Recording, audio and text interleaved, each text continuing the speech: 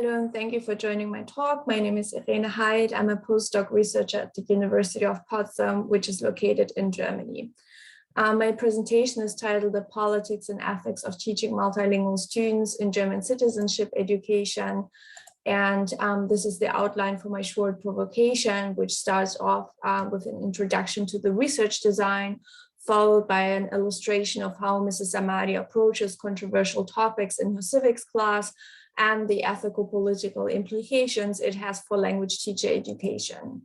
So the longitudinal ethnographic study was conducted during a period of 15 months in a secondary school located in Berlin in a socially disadvantaged district, and 86% out of approximately 400 students attending the school had the so-called migration background, which means that the students were born in Germany to at least one foreign parent.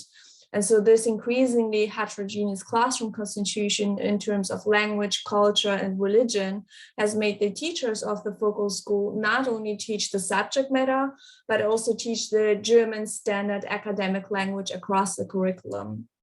So the data that I'm going to present was collected in an ethics class, which aims at national citizenship education, preparing students to become morally good and literate citizens through abilities such as public debating, reflecting critically on one's own and others' values by way of rational pro and con argumentation, and potentially decentering from one's own values so as to come to consensus based on human rights values. So this is, of course, reminiscent of Michael Byram's model of intercultural communicative competence. So the participants involve the ethics teacher, Mrs. Ahmadi, who was born in Germany to parents who emigrated from the Middle East, and her 9th grade students are born in Germany to parents who emigrated from predominantly majority Muslim countries. So they grew up under conditions of linguistic, cultural, and in some cases also religious diversity.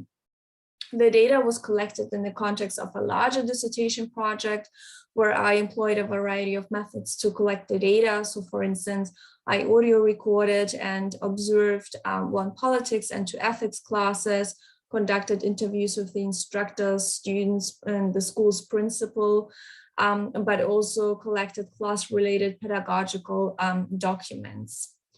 So in her 9th grade ethics class, Mrs. Ahmadi tackled the religiously contentious issue of homosexuality in Islam by first providing her students with a German newspaper article titled "A Life Between a Mosque and a Gay Club," which reported on the 29-year-old Muslim US citizen Omar Mateen, who opened fire at a LGBTQ nightclub in Orlando in 2016.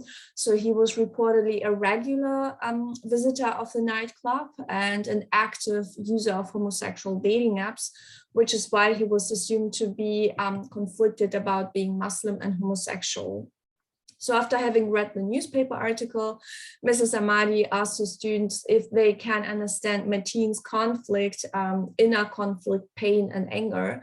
And so since the majority of her students voiced homophobic attitudes and sometimes justified them with religious beliefs, which of course stands in contradiction to the moral, liberal, humanist discourse of Bildung, Mrs. Ahmadi offered her ethical stance on the issue by saying the following. Okay, I want to say what I feel right now. Okay, I find it extreme. I can somehow understand you a little bit because you grew up with these values and norms, and you are my father. I also grew up like this. My father says being gay is a disease. So Mrs. Ahmadi initiates her narrative by revealing her feelings on the classroom discussion, thus indicating that her response does not refer to a universal morality she's supposed to convey, but to her subjective ethical stance involving her experiences, memories, and beliefs. And in that sense, she aligns with a personal experience discourse, which differs from an analytic and more distanced institutional discourse. And additionally, by referring to her feelings, she attempts to reach her students and to establish trust. And at the same time, she claims a difference by clearly saying, I find it extreme that the students voiced homophobic comments.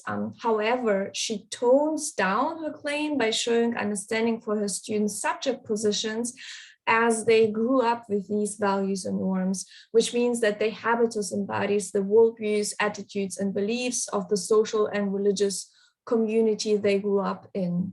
So she then switches to the first person pronoun I, to reveal that these moral values are not alien to her, since she equally grew up like this, and is thus familiar with the arguments voiced by her students, since her own father holds the opinion that being gay is a disease.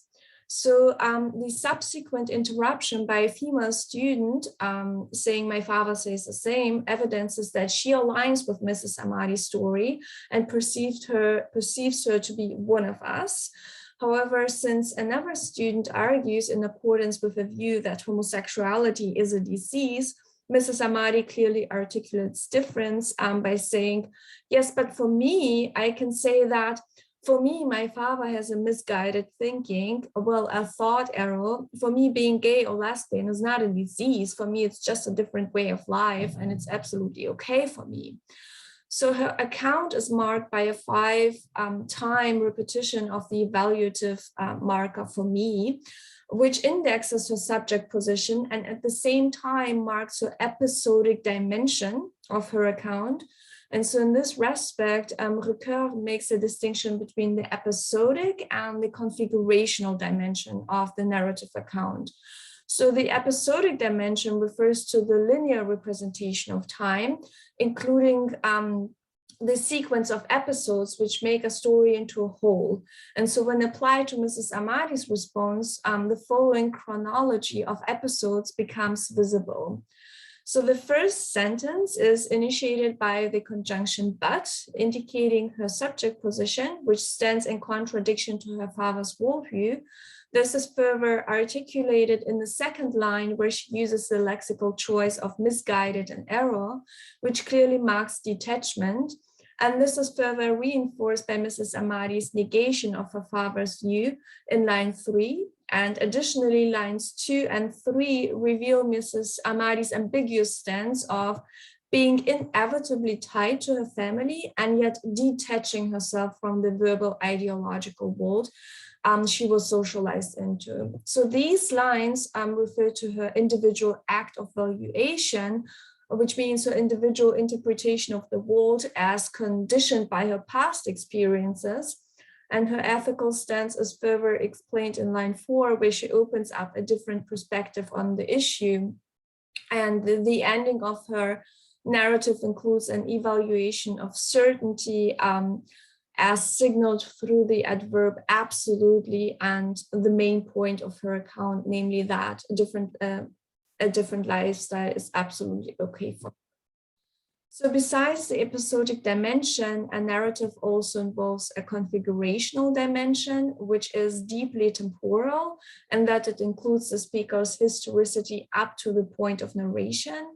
And so this temporality allows a backward look by which Mrs. Ahmadi reconfigures her past experiences, ambiguities, and her emotional involvement in the two moral orders of primary and secondary socialization in an attempt to offer a different perspective to her students from which to perceive the world.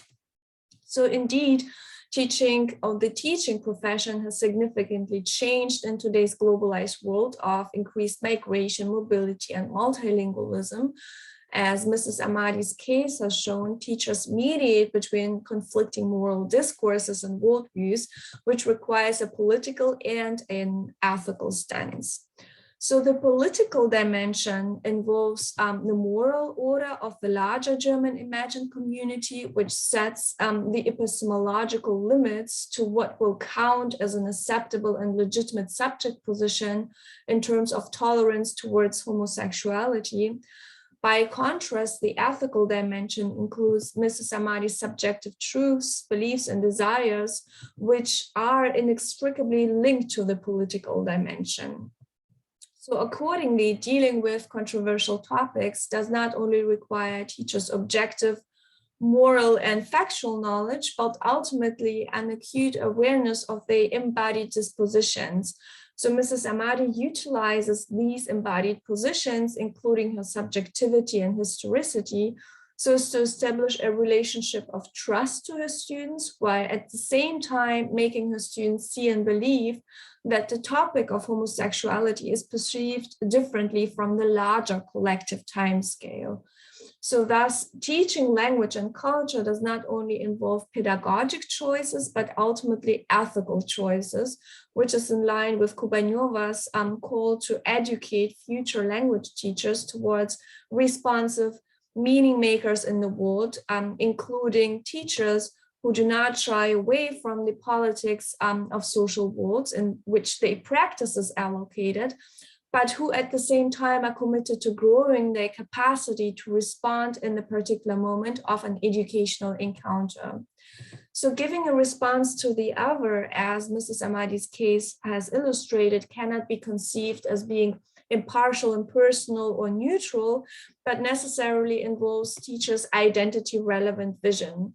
So it was only through Mrs. Ahmadi's unique ethical stance, so her identity-relevant vision,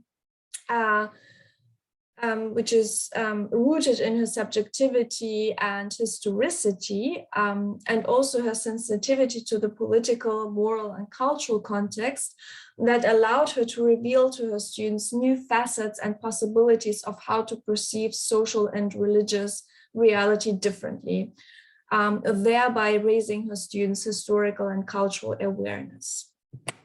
So thank you very much for your attention. I'm looking forward to your comments and questions in April. And so these are the references that I have used. So thank you very much for your attention.